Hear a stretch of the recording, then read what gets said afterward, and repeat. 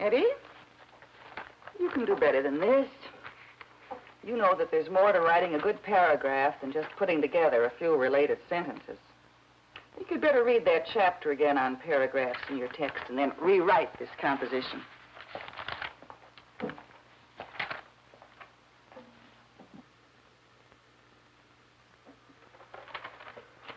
So rewrite it, Eddie. I'm sure Mrs. Marshall covered how to write paragraphs in class.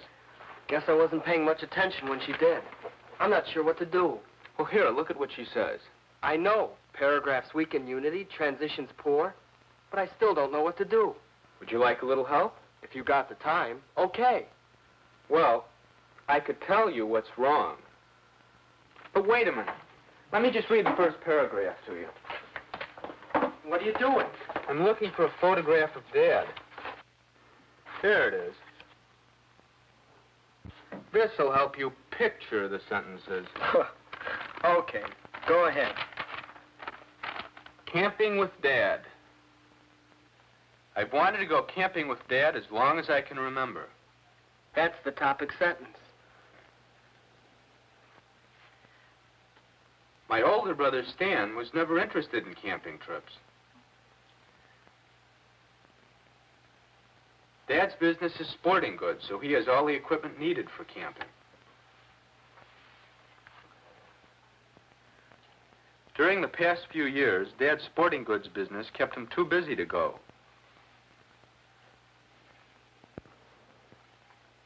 Before that, Dad usually went in late fall when I was in school and couldn't go along. Even before I started school, I wanted to go camping, but then I was too young. But last year, when Dad hired another salesman, he was able to take time off in the summer and take me camping. That's how I finally got to go camping with Dad. It's kind of mixed up, isn't it? You know why? Because sentences in a paragraph need a logical order. If they don't have it, they just don't make good sense. What are you doing? I'm going to put time to work in your paragraph. Time? That's right. Remember your topic sentence? I've wanted to go on a camping trip with Dad as long as I can remember. Well, here you are over a period of time as long as you can remember. Now, I'm going to rearrange the sentences of your paragraph and maybe drop a few and use time to hold them all together. Even before I started school, I wanted to go camping, but then I was too young.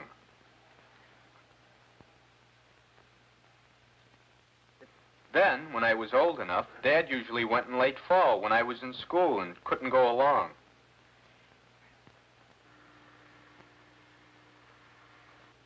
During the past few years, his sporting goods business has kept him too busy to go. But last year, when Dad hired another salesman, he was able to take time off in the summer and take me camping.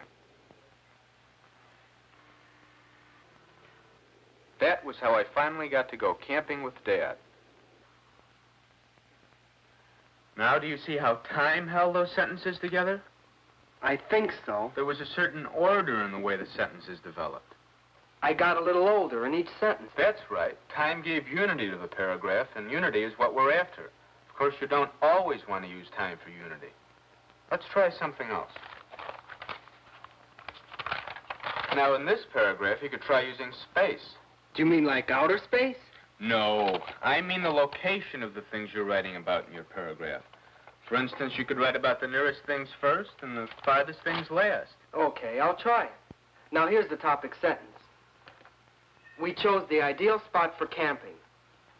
Now, what did the place look like? Here, take a look at that. Oh, thanks. It was a clearing with trees all around. Wait a minute, Eddie. These words aren't doing anything for you. They should really give a clear picture of the scene. Well, I'll try it again. It was a broad, open area of soft grass and wild flowers. All around were high trees, part of a dense forest. That's fine. Now go ahead and don't forget to keep space in mind. The nearby trees would provide us with all the wood we needed for our campfire. A short distance away, a clear stream flowed through the forest. We hoped its cold waters would be filled with trout. How's that for unifying a paragraph with space? Pretty good. Do you think you could do as well using contrast? You mean showing how two things are different? That's right. Here's your topic sentence. Getting up in the morning at camp is quite different from getting up at home. Now you take it from there. Okay. At home, it's the ring of the alarm clock that jars you awake.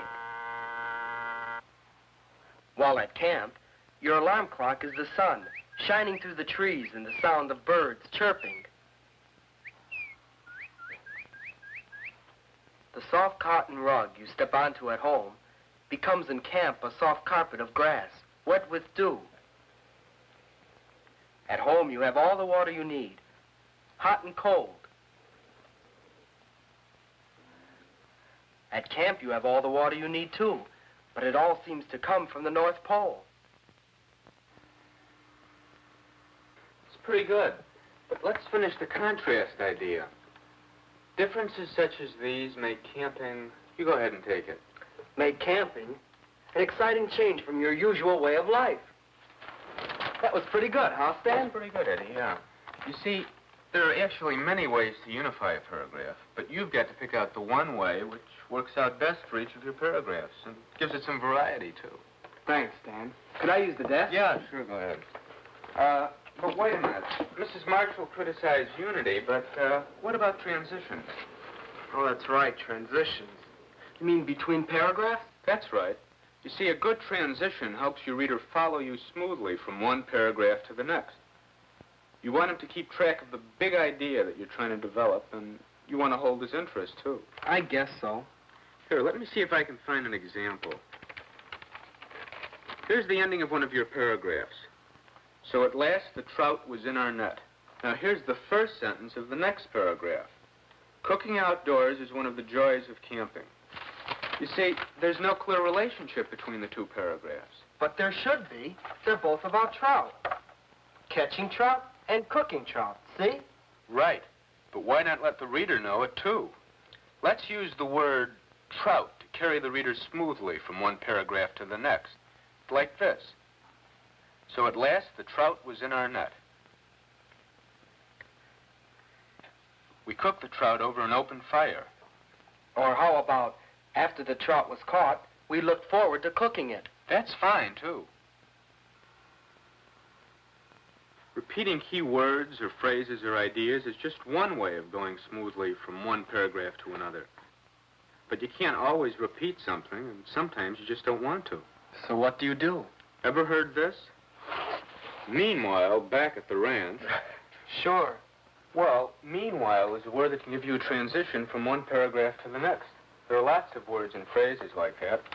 On the other hand, however, therefore... Consequently, in a like manner, and so. That's right, you've got the idea.